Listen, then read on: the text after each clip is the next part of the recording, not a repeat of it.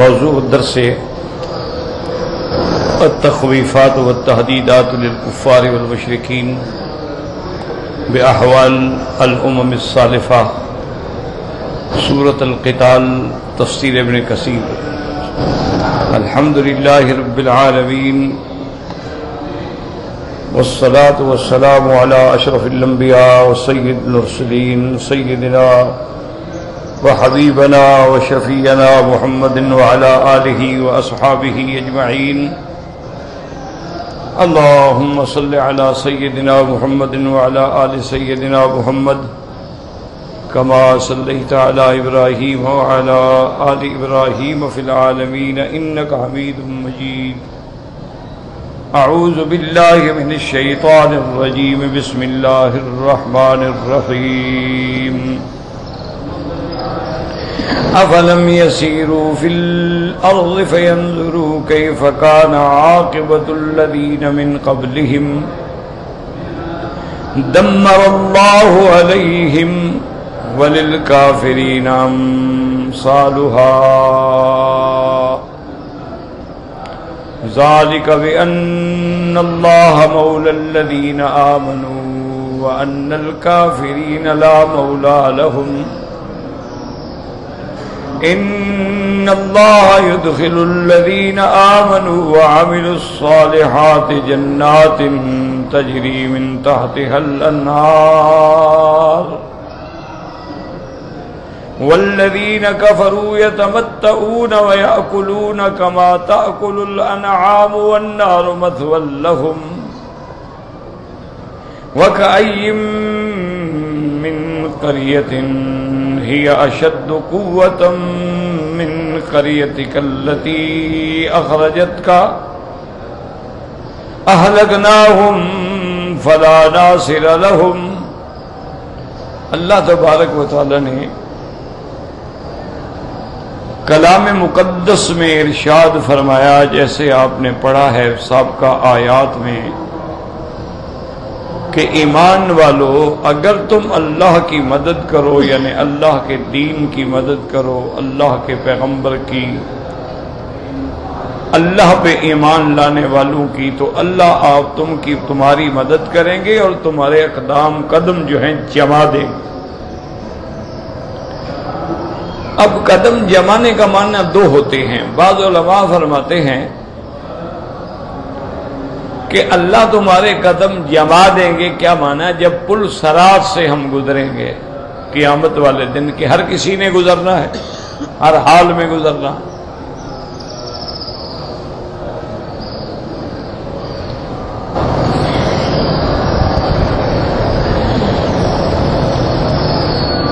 اور بعض مومن اللہ کی شان سے شان والے جو ہوں گے وہ تو ایسے گزر جائیں گے جیسے بجلی چمکتی ہے، برق گزر،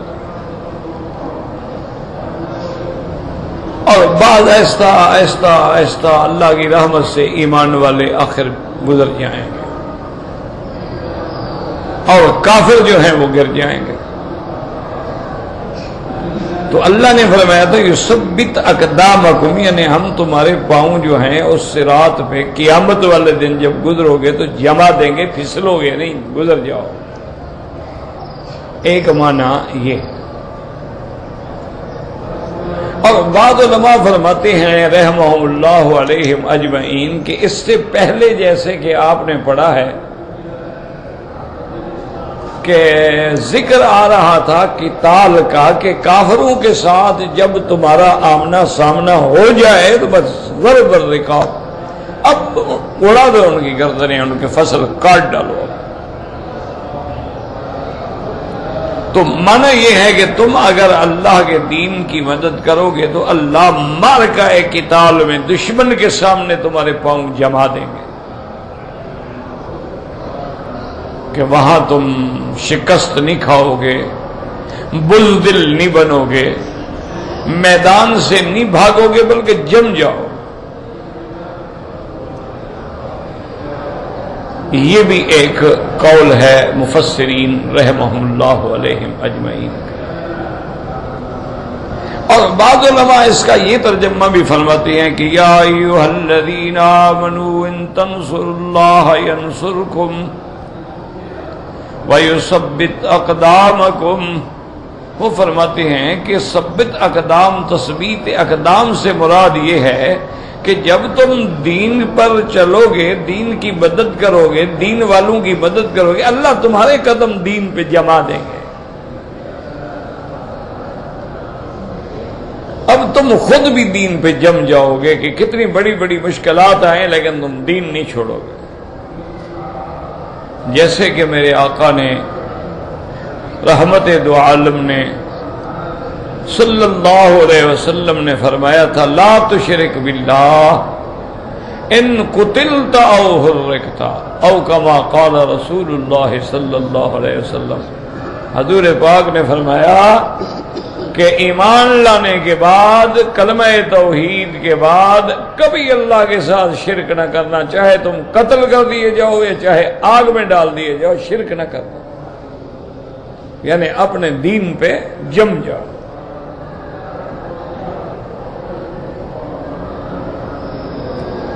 اور بعض علماء یہ بھی فرماتے ہیں، ایک یہ تین قول ہو گئے نا، ایک تو یثبت اقدامکم یعنی صراط پر، ایک یثبت اقدامکم مارکہ قتال میں، ایک یثبت اقدامکم دین پر تمہیں جما دیں گے کہ مشکل سے مشکل وقت ہے، سردی ہے، شدید سردی ہے، کانپ رہا ہے، ابھی نماز تو میں نے پڑھنی ہے،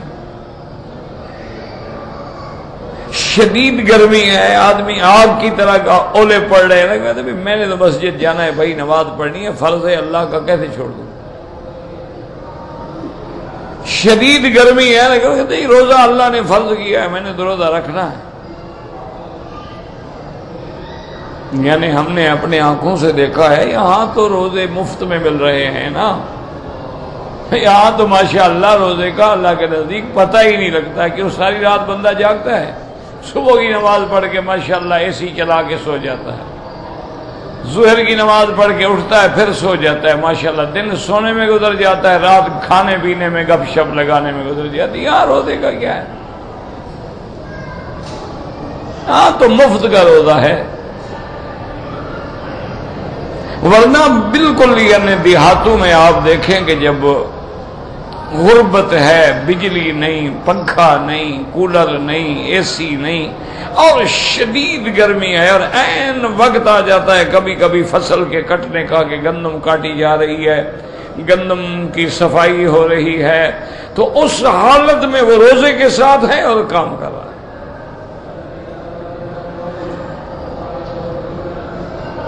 اور پھر افطار کرنے کے وقت میں اس کو کوئی کھانے اور ڈشز نہیں ملنی ہیں کہ جناب سمبوسے بناؤ اور پکوڑے بناؤ اور چٹخارے دار، یہ تو کافروں کی رسم ہے، اس کا کیا تعلق ہے مسلمانوں سے؟ اسلام میں تو حضور نے فرمایا کہ افضل یہ ہے کہ روزہ کھجور سے افطار کرو، اگر کھجور نہ ملے تو پانی سے افطار کرو۔ یہ تو کہیں نہیں فرمایا کہ پکوڑے بناؤ اور سمبوسے بناؤ اور تم پتہ نہیں کیا کیا علم غلم جو ہے سارا دن نہیں کھایا وہ ابھی 2-3 کلو ڈال لو پیٹ میں، یہ کچوریاں تو مچوریاں، یہ تو سارے ہندوؤں کے کھانے ہیں، ان کا مسلمانوں سے کیا تعلق ہے؟ کم از کم روزے کے افطار کے وقت میں تو یہ بلائیں نہ لاؤ نا۔ حرم کے دروازے پہ وہ روکتے ہیں، کوشش ایک جیب میں گھسا کے جیسے کوئی بڑی بہادری کر رہے ہو،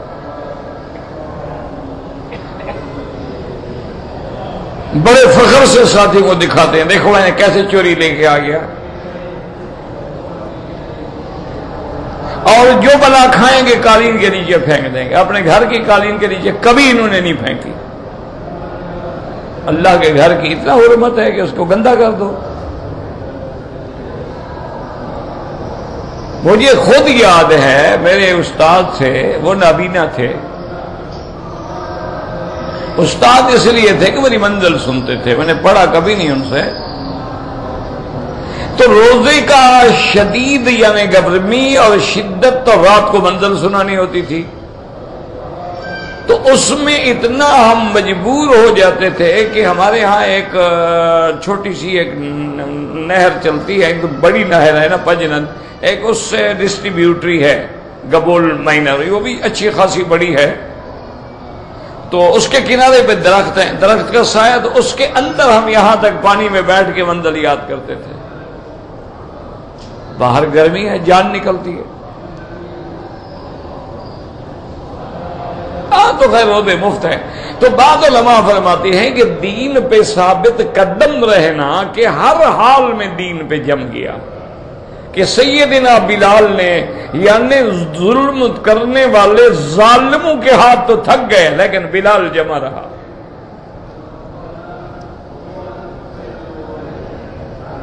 صہیب دیکھ لیں، بی بی سمیہ دیکھ لیں، صحابہ، جس صحابی کا مرضیہ کردار اٹھا کے دیکھ لیں کہ کون سا ظلم ہے جو قریش مکہ نے ان پہ نہیں توڑا، کون سا ترکش کا تیر ہے جو انہوں نے مسلمانوں کے خلاف نہیں آزمایا، لیکن مسلمان جمے رہے، گھر چھوڑنا پڑا جمے رہے، ہجرت کرنی پڑی جمے رہے، میدان جہاد آ گیا جم گئے۔ جب جنگ بدر ہو رہی تھی نا تو ایک صحابی فرماتے ہیں کہ میں نے ادھر نظر ڈالی تو ایک نوجوان بچہ کھڑا تھا جس کی ابھی مسیں پھوٹ رہی تھیں، ادھر دیکھا تو ایسے ایک نوجوان کھڑا تھا، میں حیران ہو گیا، میں نے کہا یا اللہ آج پہلا جنگ ہے اور دونوں طرف میرے بچے کھڑے ہوئے، کوئی بڑا بہادر جوان ہوتا تو چلو اس کا مجھے کور ملتا، اب میں ان کی بھی حفاظت کروں گا اور خود بھی لڑوں گا، میرے لیے تو بڑا مشکل ہے۔ بالکل جوان ہے، ابھی ان کی یعنی مسیں جو ہے وہ پھوٹ رہی ہیں، تو ایک نے کیوں نہیں ماری اور کہتی اب میں چاچا مجھے بتاؤ این ابھی جہل کہاں ہے؟ ابھی میں نے اس کو جواب نہیں دیا تھا، دوسرے نے بھی مارا، اس نے کہا امی مجھے بتاؤ ابھی جہل کدھر ہے؟ میں حیران نے کہا ابھی جہل کو تم کیا کرو گے؟ انہوں نے کہا ہم آپ سے پوچھتے ہیں ابھی جہل کون ہے، کہاں ہے، کدھر کھڑا ہے؟ کیوں آمنے سامنے صفیں تھی نا، ادھر مسلمان کھڑے ہیں 313، ادھر سامنے 1000 کی صفیں کھڑی ہیں، اور ابھی جہل ان کی صفیں ٹھیک کرا رہا ہے، 6 فٹ کا گرانڈیل بڑا ستون کفر تھا۔ تو جب وہ کہتا ہے مجھے انہوں نے تنگ کر دیا، تو میں نے کہا کہ وہ دیکھو جو لمبی بلا کھڑی ہے نا، وہ لمبا توڑا آدمی جو کھڑا ہے وہی ابو جہل۔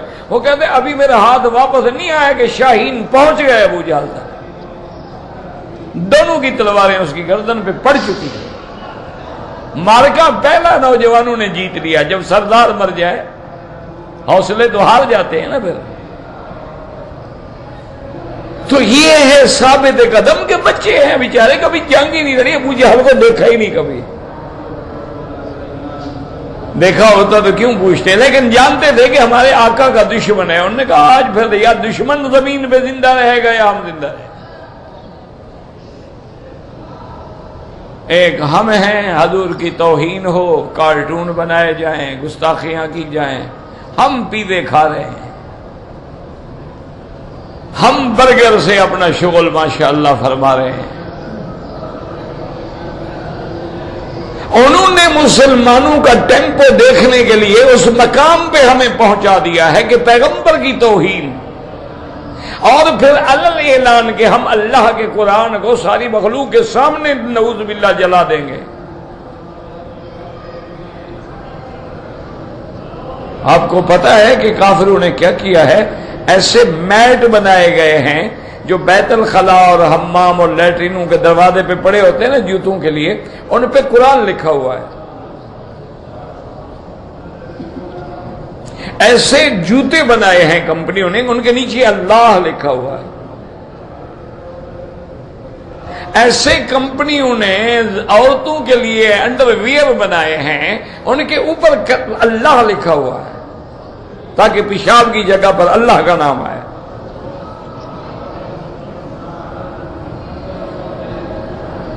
اور ان کی جو عورتیں ہیں، بعض قیدیوں کی ہم نے کہانیاں پڑھی، انہوں نے کہا وہ ایسی ظالم تھیں کہ ہمیں تکلیف پہنچانے کے لیے اللہ کے قرآن کے اوراق لے کے اپنے حیض کا خون صاف کرتی تھیں۔ کہتی نہیں کہو تم اپنے خدا کو کہ ہمیں بچائے، اپنے قرآن کو بھی اور تمہیں بھی۔ ماشاءاللہ خواب غفلت میں ہیں، روٹی تو کسی طور کما کھائے مچھندر، ٹی وی پہ بیٹھے ہیں، بوتلیں پی رہے ہیں، پیزے کھا رہے ہیں، برگر خرید رہے ہیں، مکھن لے رہے ہیں، ڈیری کے فارم کی چیزیں لے رہے ہیں، یہ بھی نہیں پڑھتے کہاں کی ہیں، کس ملک کی ہیں، دشمن رسول کے گھر کی تو نہیں ہے۔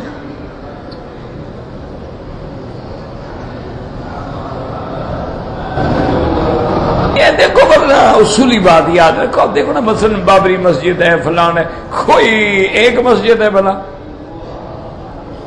ہزاروں مسجدیں۔ اچھا وہ دیکھنا چاہتے ہیں کہ مسلمان کی غیرت ابھی زندہ ہے یا مر گئی؟ ان کو تمہاری مسجدوں سے کیا ہے، کوئی اگر ایک گر جائے گی تو اور بن جائیں گی، ہزاروں کی تعداد میں پہلے مساجد۔ وہ تو ہمیں پنچ کرتے ہیں کہ کس طرح ہم ان کو تکلیف پہنچائیں۔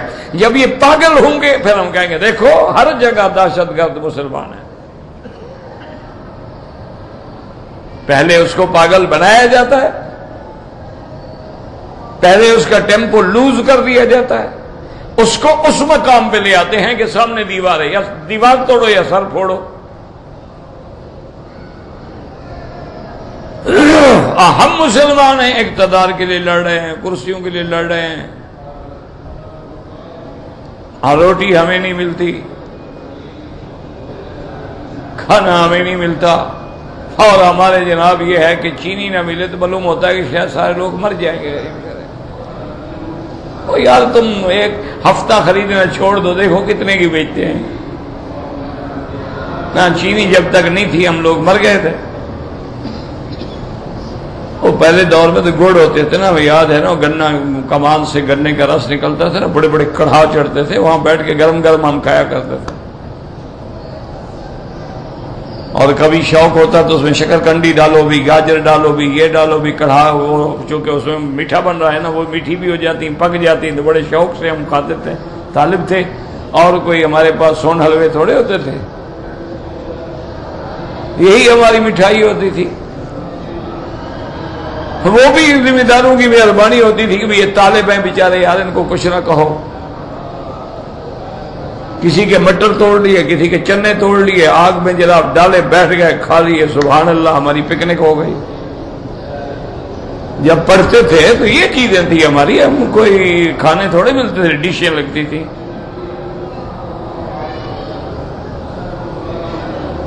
تو اس لیے ہمیشہ یاد رکھو کہ اب یثبت اقدامکم کا ایک معنی یہ بھی ہو گیا۔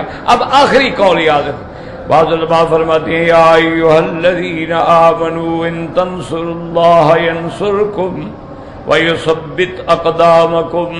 علماء فرماتی ہیں کہ جب اللہ پاک نے قرآن پاک میں ایک علل اطلاق لفظ فرما دیا کہ تمہارے قدموں کو جما دیں گے، اب اس میں سارے قول آ گئے، پل صراط پہ بھی جما دیں گے، دشمن کے سامنے بھی جما دیں گے، اعمال صالحہ پر بھی جما دیں گے، دین پر بھی جما دیں گے۔ اللہ نے مطلق کہہ دیا ہے تو کسی ایک قول پر پابندی کرنے کی کیا ضرورت ہے؟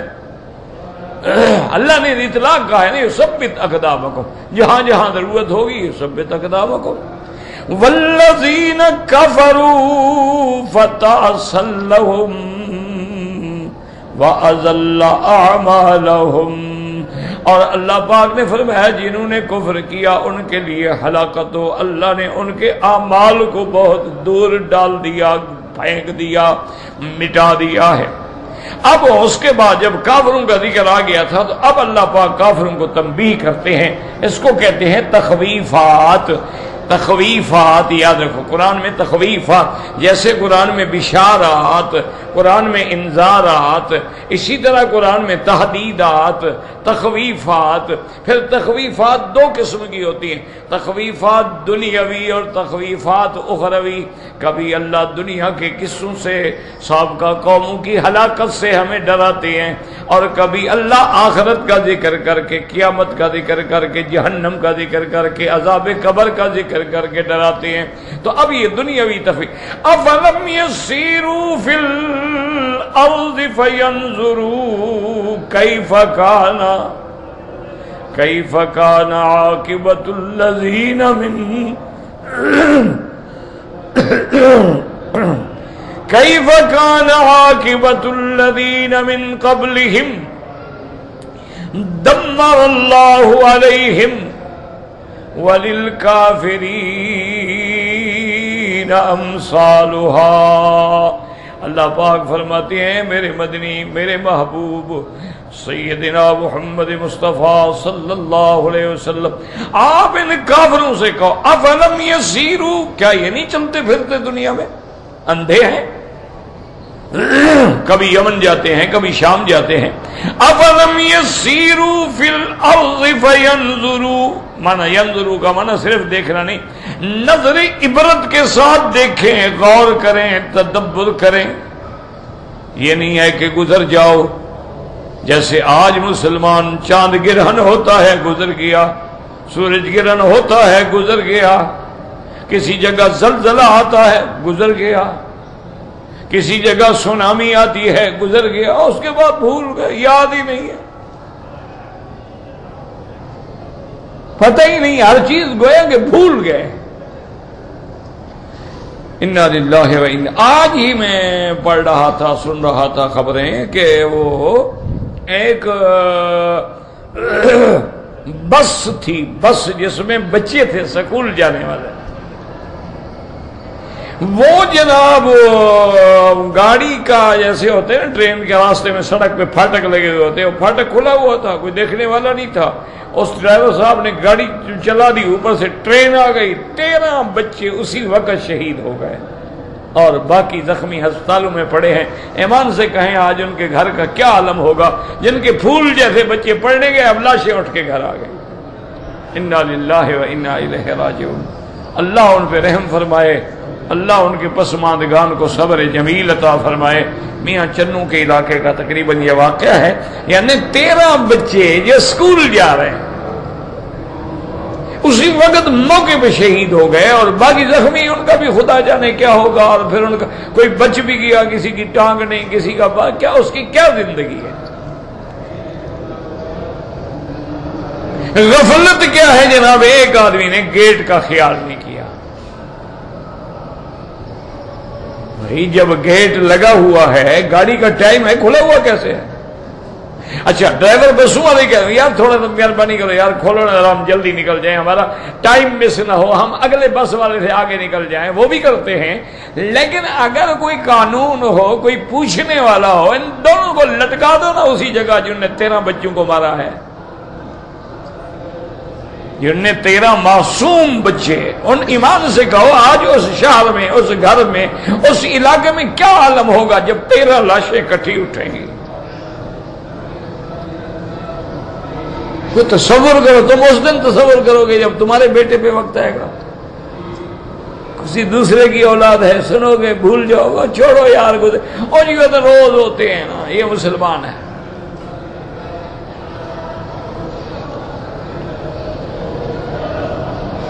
اسی لیے وہ روز ہوتے ہیں کہ تمہیں درد نہیں ہے ایک دوسرے کا۔ کوئی بات ہے یار گیٹ لگانا، اچھا گیٹ بھی تھا کھلا ہوا، دنیا چاند پہ پہنچ گئی ہے، یہ ابھی تک اپنے گیٹ بند کرنے کا کوئی آٹومیٹک سسٹم بھی رائج نہیں کر سکے کہ بھی وہاں سے ٹرینیں آئی ہیں تو وہیں سے بند کر دو اور چلی جائے، وہی ریموٹ کنٹرول سے کھول دو۔ مسئلہ کیا ہے؟ لوگ تو یہاں سے بیٹھے بیٹھے خلا کے اسٹیشن جو ہے اپنے راکٹ بھیج کے اس کی اصلاح کر لیتے ہیں، خرابی ہو جائے جاؤ ٹھیک کر دو، ہوائی جہاز اڑ رہا اڑتے میں تیل ڈال دو۔ تم ایک گیٹ نہیں بند کر سکتے ہو؟ کیسے ملک ہو، کیسے لوگ ہو، کیسے مسلمان ہو؟ تمہارا کوئی دل نہیں دھڑکتا، کوئی تمہارا دل نہیں تڑپتا؟ اسی طرح میں نے ایک اخبار میں پڑھا تھا، چینی لینے کے لیے لائنیں لگی ہوئی ہیں، اس میں پتہ نہیں 2 یا 3 عورتیں یا مرد مر گئے، تو ان کو کیا کہو گے؟ شہید شوگر، یہ چینی کے لیے شہید ہو گئے۔ انا للہ و انا الیہ راجعون، انا للہ و انا الیہ۔ یہ وجہ کیا ہے؟ یاد رکھو اللہ کا عذاب ہے کہ ہم چھوٹی چھوٹی چیزوں کے لیے سڑکوں پہ آ گئے ہیں، لائنوں میں لگے ہوئے ہیں، اور اللہ تبارک و تعالیٰ رحمت کرے، اور یہ بھی نہیں سمجھتے ہیں کہ اس سے انتشار اور بڑھ رہا ہے، اور اس سے وہ جو ناجائز منافع خار، وہ جو خرکار بیٹھے ہوئے ہیں، وہ تو خوش ہو رہے ہیں، مرو ہمارا سودا بکے۔ وہ تو جناب 30 میں خرید کے 70 میں بیچ رہے ہیں، وہ تو 40 روپے کلو کے حساب سے ہے۔ تو اگر ایک مل 4 لاکھ یا 2 لاکھ من بناتا ہو تو کتنے پیسے کما لیے ہیں؟ پتہ نہیں ہمارے کیسے لوگ ہیں، کیسے سمجھدار ہیں جو اس سارے نظام کو سنبھال رہے ہیں، چلا رہے ہیں، ماشاءاللہ۔ وجہ کیا ہے؟ کرایہ کے لوگ ہیں، جیسے ملازم رکھو نا کرایہ پر، اس کو کیا درد ہے، تکلیف، اس کو کیا تکلیف ہے؟ آپ دکان پہ ملازم رکھتے ہیں نا جی، 1200 تنخواہ دیں گے، اچھا جی ٹھیک ہے، وہ گھڑی دیکھتا رہتا ہے کہ کب 8 بجتے ہیں، اس کو کیا درد ہے؟ سودا بکے بکے نہ بکے نہ بکے، گھاٹا ہو مالک کا ہے، اس کو تھوڑا 10% حصہ دے تو پھر دیکھو ساری رات کھڑا رہے گا وہ۔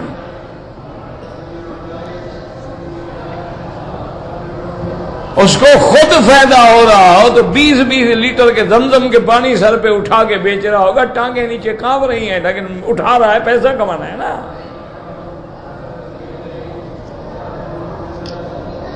یہ کیسے مسلمان ہیں یار، مجھے تو سمجھ نہیں آتی۔ بس ان کا علاج ایک ہی ہے کہ وہ اللہ پاک پھر کوئی حجاج بھیجے، میرے خیال میں۔ یہ مسلمان قوم ایسے سیدھی نہیں ہوتی، ان کو حضرت عمر کے درے کی ضرورت ہے۔ حضرت عمر نے کیسا ٹھیک کیا تھا، پھر مجال ہے کوئی ہلے۔ مدینے میں بیٹھ کے کہتا تھا کہ فرات کے کنارے کتا بھی بھوکا مر گیا تو عمر جواب دے گا۔ تمہارے تو بندے بھوکے مر رہے ہیں، بچے بیچ رہے ہیں، لڑکیاں بیچ رہے ہیں، بیٹیاں بیچ رہے ہیں، گردے بیچ رہے ہیں، ڈاکٹر ہیں وہ کسائی بنے ہوئے ہیں۔ ایسے لوگوں کے لیے تو پھر وہی ہے نا، جیسے اس نے کہا تھا مجھے، انہوں نے کہا کیا سوچ رہے ہو میں کون ہوں؟ تمہارا سروں کی فصل پک چکی ہے اور اللہ نے مجھے کاٹنے کے لیے بھیجا ہے۔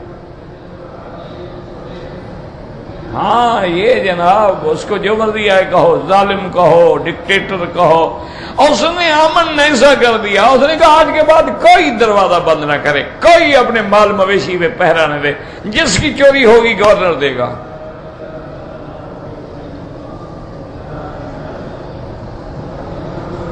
6 مہینے کے بعد ایک بندے نے آ کے رپورٹ کی کہ جناب فلاں جگہ کوئی ایک چینی کا توڑا پڑا ہوا ہے، وہ کسی کو حکم دیں گے اٹھا لے۔ تو اس نے کہا تمہیں کیسے پتا ہے کہ چینی ہے؟ اس نے کہا میں نے انگلی لگا کے دیکھی تھی۔ اس نے کہا انگلی کاٹ لو اس کی۔ کیوں لگائی تھی؟ تمہارے باپ کی تھی وہ، ہم نے تمہیں کہا تھا جا کے دیکھ کیا وہ آٹا ہے کہ چینی ہے، جو انگلی لگائی کاٹ دو اس کو، ختم، وہ کٹ گئی بس، اس کے بعد پھر لگائے گا کوئی؟ کاٹ دو، قصہ ختم۔ جو ہاتھ لمبا ہو جائے، دوسروں کے گھر میں گھس جائے، چھوٹا کرو اس کو، کاٹو اس کو۔ تو اس لیے ہمیشہ یاد رکھیں، ہم اللہ فرماتے ہیں کہ افلم یسیروا فی الارض فینظروا، یاد رکھو نظر کا معنی یہاں صرف دیکھنا نہیں، ورنہ دیکھتے تو وہ روز تھے جب شام جاتے تھے تو وہاں سے گزرتے تھے۔ یہ قوم عاد، قوم سمود، حجر، مدائن، یہ سارے راستے میں پڑتے ہیں۔ دیکھ اللہ فرماتا ہے ینظروا، نظر عبرت سے دیکھو۔ ایسا دیکھنا کیا ہے؟ ایسے تو ہر کوئی دیکھتا ہے، کعبے کو سب دیکھتے ہو، لیکن ایک ہے کعبے کو ایمان والی نظر سے دیکھو، جس طرح بلال نے دیکھا، جس طرح ابو بکر، عمر، عثمان و علی نے دیکھا، جس طرح حبیب کبریا حضرت محمد مصطفیٰ نے دیکھا ہے کہ آپ غار ثور پہ کھڑے ہیں، فرماتے واللہ انک لا حب ارض اللہ الی اللہ، کہتے ہیں مجھے اللہ کی قسم ہے کعبہ تو ساری کائنات میں سب سے زیادہ اللہ کو محبوب ہے، اور سب سے زیادہ مجھے بھی محبوب ہے۔ اگر مجھے قوم نہ نکالتی میں تمہیں چھوڑ کے کبھی نہ جاتا۔ تم نے بھی کبھی اس نظر سے دیکھا ہے؟ تم تو موبائل دیکھتے ہو نا، کعبہ کیوں دیکھو؟ تمہیں کعبہ دیکھنے کی فرصت ہی نہیں ہے، میوزک جو لگا ہوا ہے ساتھ. ہر آدمی میراثی ہے، حرم میں میراثی بنا ہوا ہے. میوزک ہر کسی کا اپنا اپنا میوزک ہے.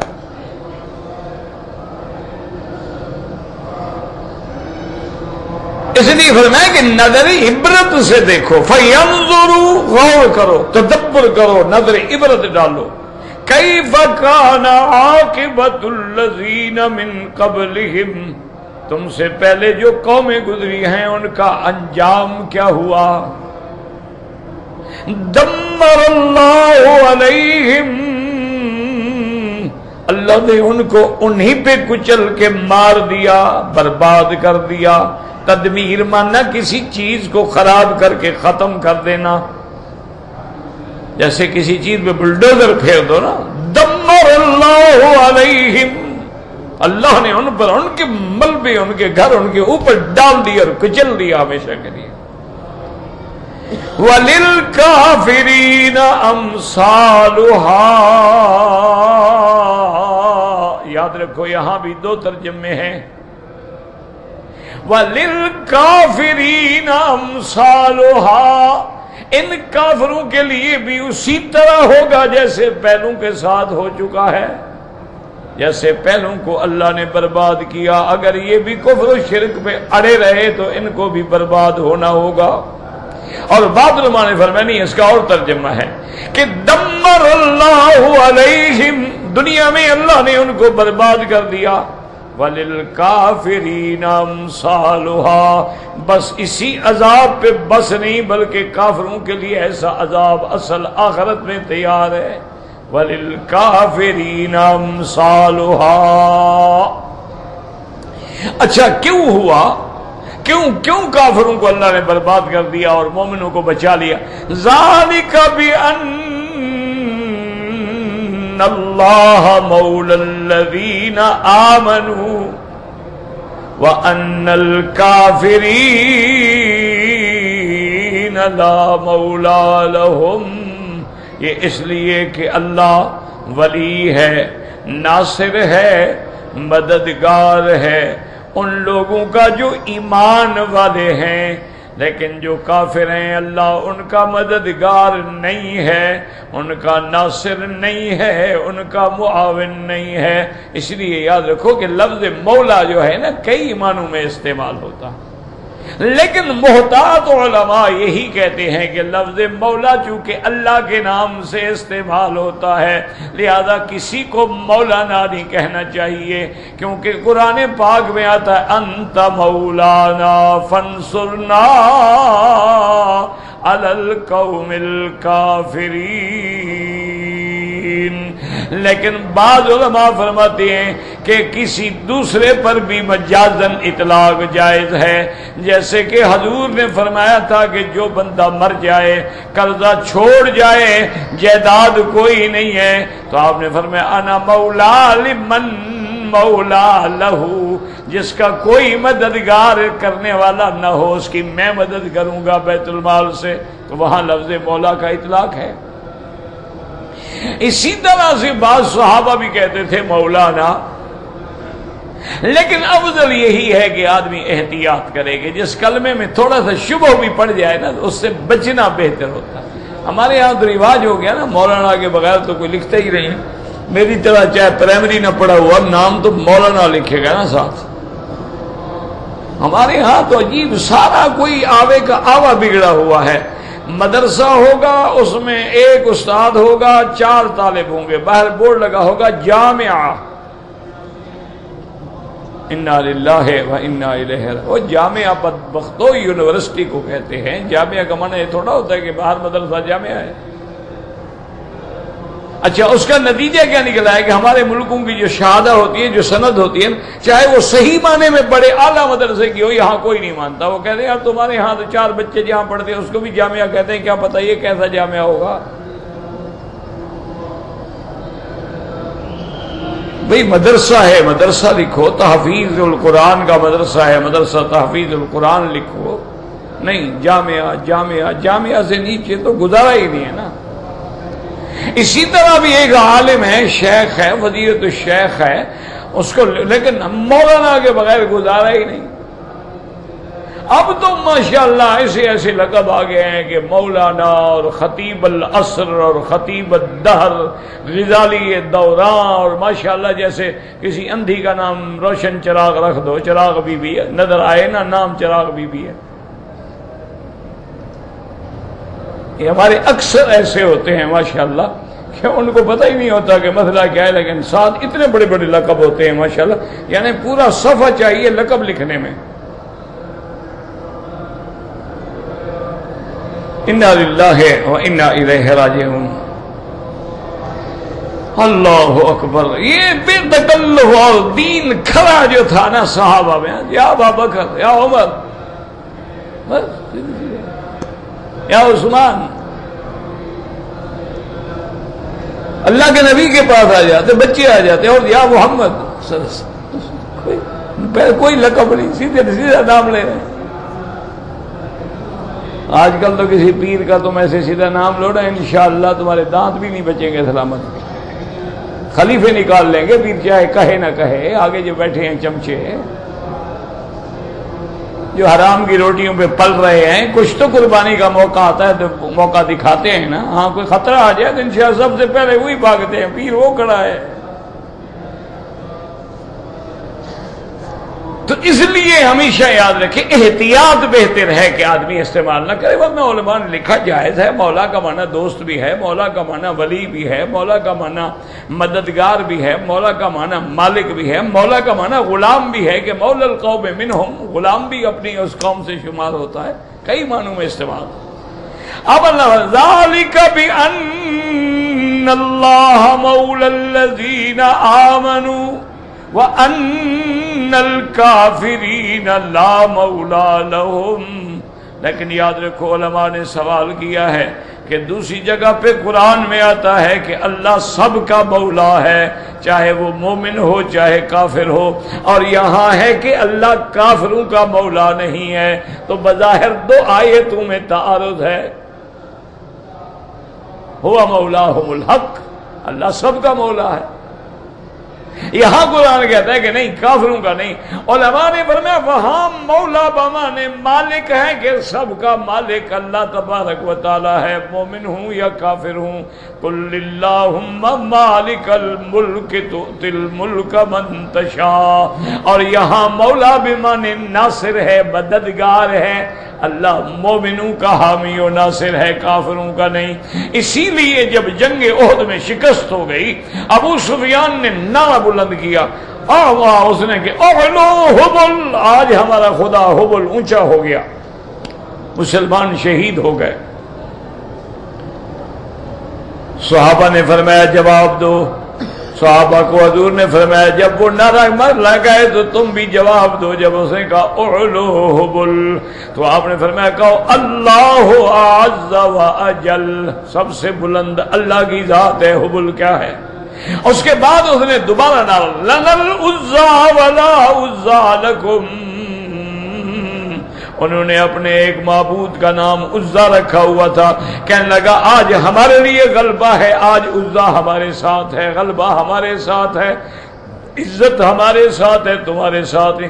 حضور نے فرمایا عمر جواب دو اللہ مولانا ولا مولا لکم، اللہ ہمارا حامی و ناصر ہے، تمہارا تو نہیں ہے، یہ تو جنگ ہے، امتحان ہے، کبھی جیت گیا آدمی کبھی ہار گیا، اس میں کیا ہوتا ہے، فتح شکست تو ہوتی ہے۔ ان اللہ يدخل الذین آمنوا وعملوا الصالحات جنات تجری من تحتها الانہار، اللہ داخل کریں گے ان لوگوں جو ایمان والے ہیں اور جن کے عمل اچھے ہیں، ایسے باغوں میں جن کے نیچے نہریں بہتی ہیں۔ دعا کرو اللہ ہمیں بھی اپنی رحمتوں سے جنت میں داخل کر دیں۔ والذین کفروا یتمتعون ویأکلون کما تأکل الانعام والنار مثوی لہم، اور جو کافر ہیں وہ نفع اٹھاتے ہیں چند روزہ اور کھاتے ہیں جیسے کھاتے ہیں جانور۔ کیا مانا؟ جانور کھاتا ہے، اس نے کبھی غور تو نہیں کیا نا یہ گھاس کہاں سے آیا، گھاس کس نے بنایا، اس گھاس کے منافع کیا ہیں، مزار کیا ہے، وہ تو کھا رہا ہے، اس کو کیا ہے، کہاں سے کہیں سے آئے، بس مجھے چاہیے کھا لو۔ تو یہ تو جانوروں کا کام ہے نا کہ کھاتے رہو پیتے رہو، نہ دین ہے، نہ تفکر ہے، نہ تدبر ہے، نہ ایمان ہے، نہ قرآن ہے، نہ اللہ کا، بس کھانے میں لگتے جانور۔ والذین کفروا یتمتعون، وہ نفع اٹھاتے ہیں، یأکلون کما تأکل الانعام، اور ایسے کھاتے ہیں جیسے جانور۔ اس لیے حضور نے فرمایا تھا الکافر یأکل فی سبعۃ امعاء، کافر 7 آنتوں میں کھاتا ہے اور مومن 1 آنت میں کھاتا ہے۔ کیوں؟ مومن کا تو ذکر، اللہ کا جب ذکر آتا ہے بسم اللہ الرحمن الرحیم، اور ہر لقمے پہ نکلتا ہے الحمدللہ، اللہ برکتیں ڈال دیتی ہیں، اس کا پیٹ بھر جاتا ہے، تھوڑی نعمت سے بھی سیراب ہو جاتا ہے۔ کافر کا تو کام ہی کھانا ہے نا، کھانا ہی کھانا ہے۔ والنار مثوی لہم، اور ان کا آخری ٹھکانہ کیا ہے؟ جہنم۔ وَكَأَيٍّ مِّن قَرْيَةٍ هِيَ أَشَدُّ قُوَّةً مِّن قَرْيَتِكَ الَّتِي أَخْرَجَتْكَ أَهْلَكْنَاهُمْ۔ اللہ نے فرمایا میرا مدنی، کتنی بستیاں ہیں، کتنی علاقے ہیں، کتنی قومیں ہیں تیری اس بستی سے، یعنی مکے سے، مکے والوں سے زیادہ طاقت والے، زیادہ قوت والے، ہم نے ان کو ہلاک و برباد کر دیا ہے۔ تو ان کی کیا طاقت ہے؟ جنہوں نے آپ کو نکالا ہے ان کو، اب ان کا اہلکناہم، ان کو ہلاک کر دیا، فلا ناصر لہم، کوئی ان کا مددگار نہیں تھا۔ اور جب ان پر اللہ کا عذاب آئے گا تو ان کا بھی کوئی مددگار نہیں ہوگا، کوئی بچانے والا نہیں ہوگا، کوئی چھٹکارا نہیں ہوگا۔ کیونکہ یاد رکھیں جب آدمی اللہ بچائے عذاب آتا ہے، بچنے کے 2 طریقے ہوتے ہیں کہ ایک تو بندہ بھاگ جائے، لیکن اللہ کے عذاب سے کہاں بھاگ جائے۔ اس لیے قرآن کہتے ہیں نا یا معشر الجن والانس ان استطعتم ان تنفذوا من اقطار السماوات والارض فانفذوا، اگر تم نکل سکتے ہو، بھاگ سکتے ہو، بھاگ جاؤ۔ کہاں بھاگو گے؟ اچھا، دوسرا یہ ہوتا ہے کہ ہم بھاگتے نہیں، لیکن ہمارا قبیلہ ہے، ہماری قوم ہے، ہماری مدد کر کے ہمیں عذاب سے بچا لیتی ہے۔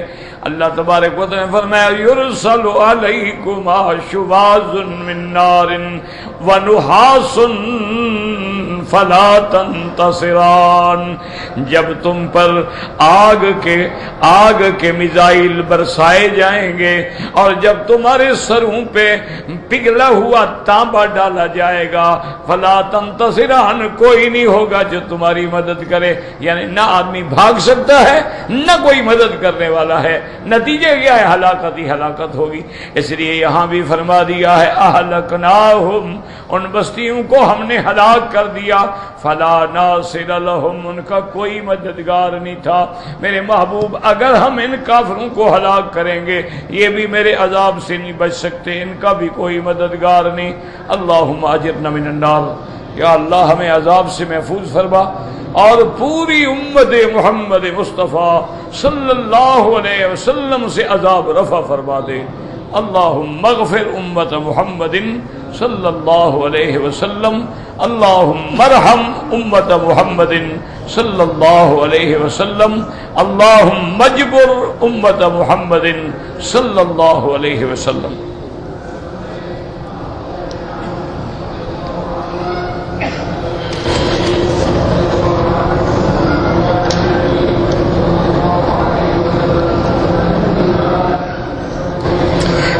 کہ ایک مالک ہے، اس نے 2 ہوٹل بنائے ہیں، ایک ہوٹل میں تو شراب وغیرہ بھی بکتا ہے، اور ایک ہوٹل میں صرف کھانا ہوتا ہے، شراب نہیں بکتا ہے۔ میرا بھائی بات یاد رکھو کہ جہاں حرام کا کام ہو ڈوکری نہ کرو۔ تم اگر اس سیکشن میں ہو جہاں کھانا ہے کوئی حرج نہیں، تم شراب بیچنے میں تعاون نہ کرو، شراب سرو کرنے میں تعاون نہ کرو، کیونکہ شراب کا جیسے پینے والے پر عذاب ہے، پینے والا، پلانے والا، بنانے والا، سب پہ اللہ تبارک و تعالی نے عذاب رکھا۔ اور ایک اصولی قاعدہ ہے کہ تعاونوا فی البر والتقوی ولا تعاونوا علی الاثم والعدوان، اچھے کاموں میں، اچھے بھلائی والے کاموں میں مدد کرو، برے کاموں میں، ظلم کے کاموں میں کسی کی مدد نہ کرو۔ ایک درگاہ ہے انڈیا میں جو سید گھرانہ ہے، ہر نماز کے بعد وظیفہ کر کے دادے میاں کو بھیج عرس شریف کرتا ہے، پتہ نہیں، بہرحال میرا بھائی جہاں درگاہیں ہیں نا وہاں بدعات کا مرکز ہے، الا قلیل، بہت کم جگہ ہے کہ مزار ہو اور وہاں شرک نہ ہو، بدعات نہ ہوں، یہ بڑا مشکل ہے۔ الا قلیل، ہاں وہ ایسی بزرگوں کی مزارات بھی ہیں کہ جہاں اللہ کی رحمت اہل توحید کا قبضہ ہے، وہاں کوئی شرک نہیں، وہاں کوئی عرس نہیں، وہاں کوئی میلہ نہیں، وہاں کوئی سجدہ نہیں، کوئی جاتا بھی ہے فاتحہ پڑھی دعا کیا چلے گئے۔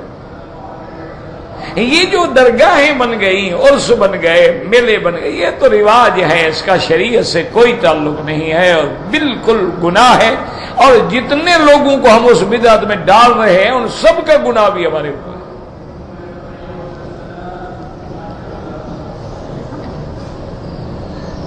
کہتے جی کہ ہمیں انڈیا میں قرضہ دیتا ہے بینک گھر بنانے کے لیے، کیا وہ قرضہ لینا جائز ہے؟ دیکھو بھائی، تحقیق علماء کی یہی ہے کہ وہ قرضہ لینا جائز نہیں ہے، کیونکہ سود ہے۔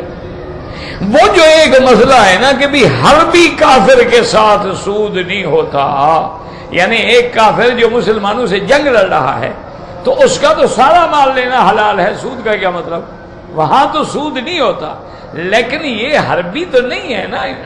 آپ کے مسجدیں ہیں، آپ کے مدرسے ہیں، آپ کے ماشاءاللہ بڑے بڑے ادارے ہیں، آپ کے بڑے بڑے کالج ہیں، آپ کے ایم این ایز ہیں، ایم پی ایز ہیں، آپ کے منسٹر ہیں، اور آپ کی بڑی بڑی مسجدیں ہیں، یعنی اتنی بڑی بڑی مسجدیں ماشاءاللہ جہاں ہزاروں کی تعداد میں لوگ نمازوں پہ آتے ہیں، ایسے مدرسے ہیں جہاں ماشاءاللہ سینکڑوں طلبہ پڑھتے ہیں، بعض مدارس میں ماشاءاللہ 4 5 6 ہزار طالب العلم ہیں، تو اس لیے اس کو ہم یہ نہیں کہہ سکتے کہ وہ حربی کافر ہے۔ وہاں بھی سود لینے سے بچیں، سود نہ لیں، اور اس سے بہتر ہے اللہ سے دعا مانگیں، اللہ قادر ہیں، اللہ تبارک و تعالیٰ کوئی اور راستہ پیدا کر دیں گے۔ آپ سود کے پیسوں سے ایک گھر بنائیں گے جو بنانا بھی ناجائز، پھر اپنی اولاد کو بھی ساری زندگی اسی سود کے چکر میں دے جائیں گے، اور آخر انجام یہی ہوتا ہے گھر بھی بک جاتا ہے، سود ادا نہیں ہوتا۔ یہ یہودی بینک ہے نا، یہ تو آپ نے پیسہ لیا، میٹر تو شروع ہو گیا نا، اچھا آگے آپ بیمار ہو گئے، گھر بنا ہی نہیں سکے، اچھا آپ نے گھر بنایا، حادثہ ہوا، گھر گر گیا، آپ نے گھر بنایا، آگے کرائے پر بھی نہیں چڑھا، تو کہاں سے آپ دیں گے جناب قسطیں؟ انجام یہ ہوگا کہ سود پھر سود پہ سود پھر سود پہ سود بڑھتا چلا جائے گا، آخر میں گھر بھی گیا اور سب کچھ گیا، اور اس ابھی بینک کا قرضہ بھی باقی ہے۔ میں نے دیکھا ہے کئی لوگ ہیں جو سود پہ ٹریکٹر لیتے ہیں نا، عام یہی میں نے دیکھا ہے کہ زمینیں بیچ کے قرضے دیے۔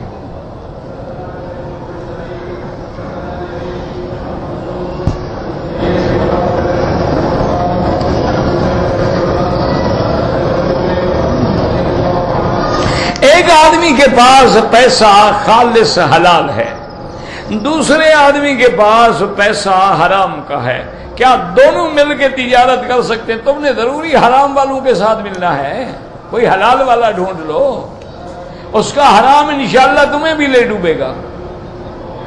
اس کی وجہ یاد رکھو کہ حرام جلدی اثر کرتا ہے۔ کیا مانا؟ مثال کے طور پہ ایک مٹکا ہو جس میں 20 کلو دودھ ہے، اس میں 4 قطرے پیشاب کے ڈال دو، سارا حرام ہو جائے گا یا حلال رہے گا؟ تو 4 قطرے غالب آ گئے نا حلال پہ۔ حرام جلدی اثر کرتا ہے، جادو جلدی اثر کرتا ہے، مولوی کے وظیفے 6 مہینے لگ جاتے ہیں، جادو تو ایسے منٹ پہ نا، ایسے ہتھیلی پہ سرسوں جم جاتا ہے۔ ہمیشہ یاد رکھیں کہ حرام چیزیں جو ہیں وہ جلدی اثر کرتی ہیں۔ اچھا اب آپ دیکھیں نا جی کہ کسی آدمی کو نعوذ باللہ اللہ بچائے، بیچارہ حمام میں جائے، اس کو ذرا سا گندگی لگ جائے، سارے محلے میں بدبو پھیل جائے گی، آپ خوشبو لگائیں انشاءاللہ 2000 ریال تولے والی 15 منٹ کے بعد خوشبو نہیں ہوگی. خوشبو نہیں غالب آتی، بدبو غالب آ جاتی ہے. تو اس لیے حرام والے کے ساتھ مہربانی کر کے نہ ملو، انشاءاللہ تمہارا حلال بھی چلا جائے گا. تم اسی حلال سے تھوڑا موٹا کام کر لو، اسی میں اللہ برکت ڈال دے.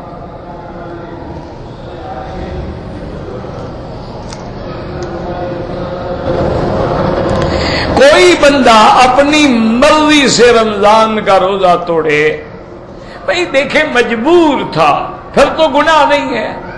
مجبور نہیں تھا تو روزہ توڑا کیا مانا؟ یعنی پانی پی لیا، کھانا کھا لیا، یا بیوی سے جماع کر لیا. اگر اس نے روزے کی حالت میں جماع کیا ہے تو پھر تو اس پہ کفارہ ہے. اور اگر ویسے روزہ توڑ دیا ہے، روزہ قضا کرے، توبہ کرے، اللہ تبارک و تعالی گناہ معاف کر دے.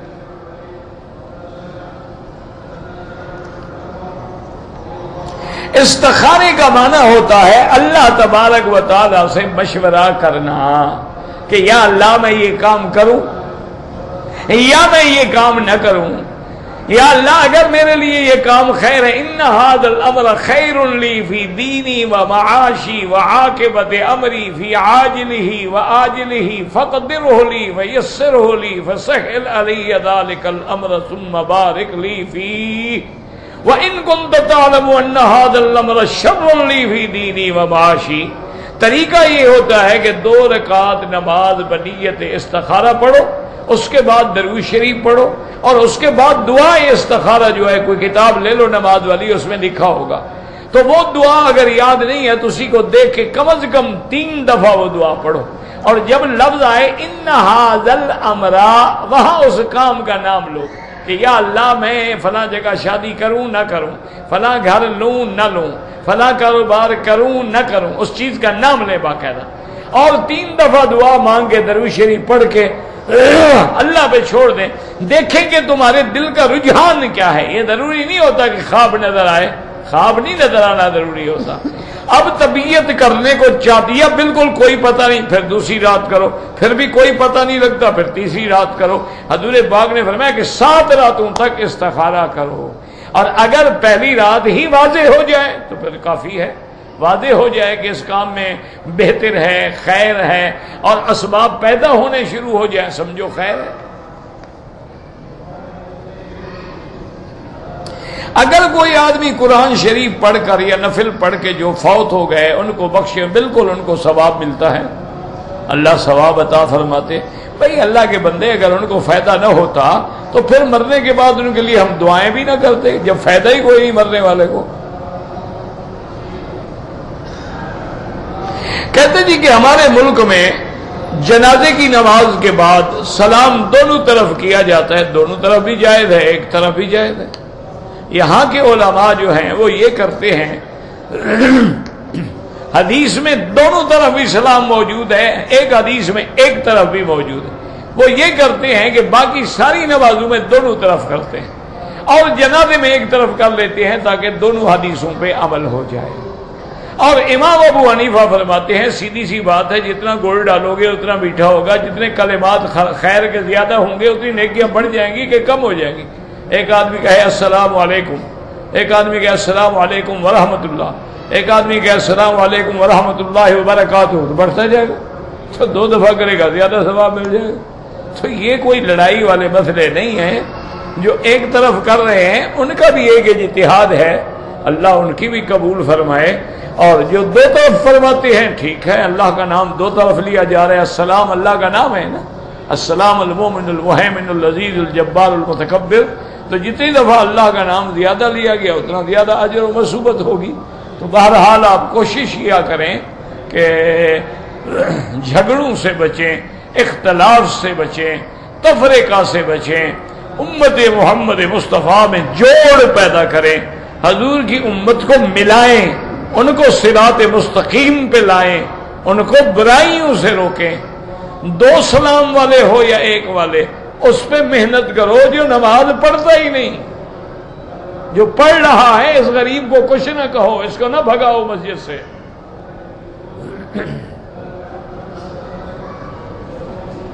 دونوں مولوی جا کے اس پہ محنت کرو جو بالکل نماز نہیں پڑھتا، تاکہ وہ پڑھنے والا بنے۔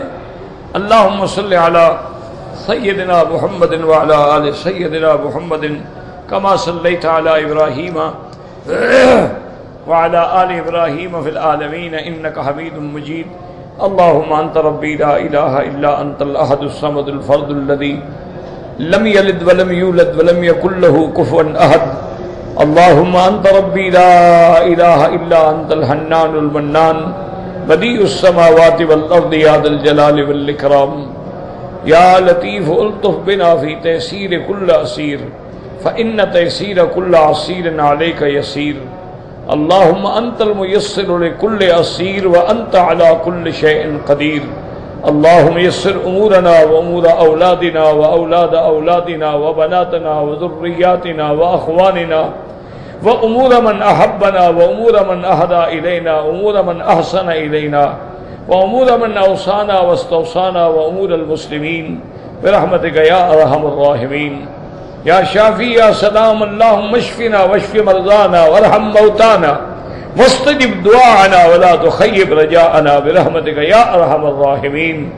اللهم انصر الاسلام والمسلمين، اللهم اهلك اعداءك اعداء الدين، اللهم اهلك المستهزئين، اللهم انزل عليهم بأسك الذي لا يرد عن القوم المجرمين، اللهم ارنا فيهم عجائب قدرتك فانهم لا يعجزونك، اللهم احفظ سائر بلاد المسلمين وهذا البلد الامين فاجعلها آمنا مطمئنا سخاء رخاء الى يوم الدين برحمتك يا ارحم الراحمين۔ اللهم انا نسألك من الخير كله عاجله وآجله ما علمنا منه وما لم نعلم، اللهم انا نعوذ بك من الشر كله عاجله وآجله ما علمنا منه وما لم نعلم۔ صلی اللہ تعالی علی خیر خلقہ سیدنا محمد وعلی آلہ وصحبہ اجمعین۔